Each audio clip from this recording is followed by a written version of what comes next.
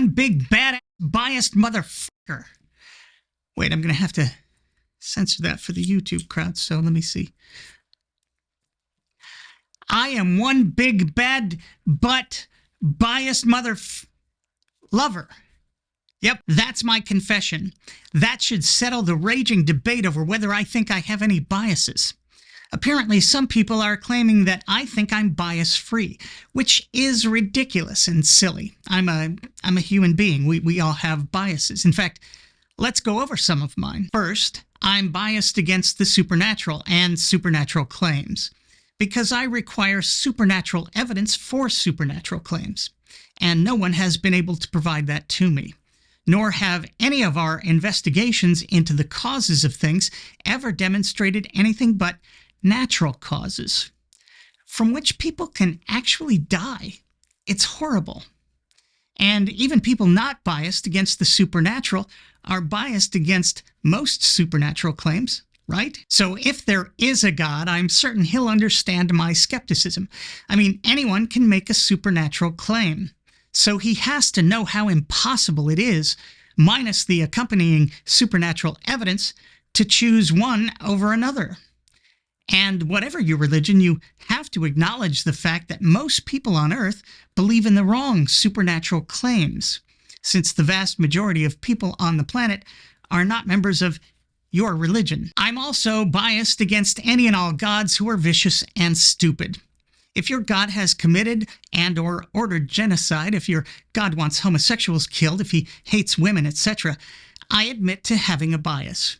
If he doesn't understand cosmology, astronomy, or geology, if he doesn't know anything about female biology, if he seems to care excessively about the blood of animals or the clothing I wear, I admit to having a bias. But these biases are a far cry from the biases of the religious, Christians in particular. These beliefs bias them in ways I can't touch with a 50,000-foot pole.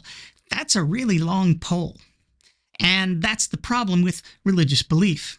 It's like a telephoto lens. You might be able to see far.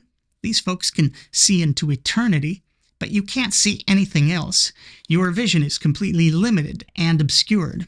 Even more so when you mix that with beliefs designed to satiate human need and want. If you have a belief that makes your life so incredibly important and valuable, that the all-knowing, all-loving, all-powerful creator of the universe knows you, loves you. To think that the God of the universe could love me. If you believe that this super being has numbered the individual hairs of your individual head and is watching over you with a plan for your life and your loved ones, your bias will be off the charts.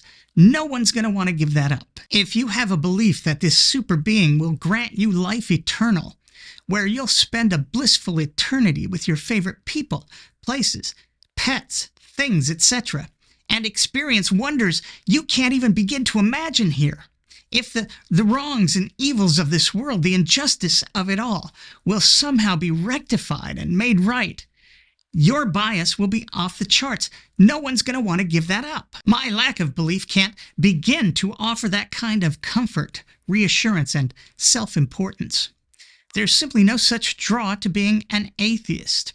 And Christians never let us forget that.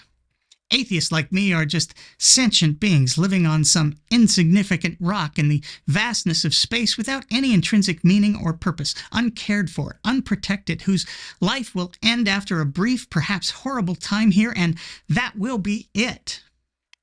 Do you see the difference there? How one set of beliefs would be incredibly attractive and the other, not so much. And in my particular case, think of how much money I could make if I converted to Christianity, especially now with all this content here going against the religion. I'd be the darling of Christendom. I could write one book, hit the speaking and talk show circuit, and be set for 100 lifetimes. Honestly, I'd love to live on after I die, meet my grandfathers, neither of whom lived long enough to see me born. I could meet Darwin and Newton, Thomas Paine, another one of my heroes. I don't think I'd want to live on forever. I don't think. Unless I could take a 2 billion year nap every now and then. That might work. But where's the draw for the Christian to become an atheist? There is no equivalent. I know because I was in that exact position. Lobar Bill and other religious apologists talk all the time about how meaningless life without God is. Is that in any way attractive to the Christian, the way the existence of a genuinely all-loving God is to me? I grew up a member of a universalist religion, which doesn't even have a hell. So ridding myself of that monstrosity didn't factor in either. And if I did convert, I wouldn't even have to worry about losing friends and family the way I did when I left religion, because any conversion would be evidence-based. Unlike Lobar Bill, I won't lower my epistemic standards. So if I did convert, I could provide evidence to my friends and family, since I'm the most vigilant among them in this regard. I'm 99.9% certain they'd join me. It would be heaven, pun intended. I empathize with the religious. I do. Reality is a bitch, and there's just no upside for atheism the way there is for Christianity, aside from no longer struggling with the idea of an all-loving God who creates evil and other problems like that. But you can rid yourself of that kind of thing easily enough. Just don't think about it. That seems to be the winning strategy. So, am I biased? Absolutely.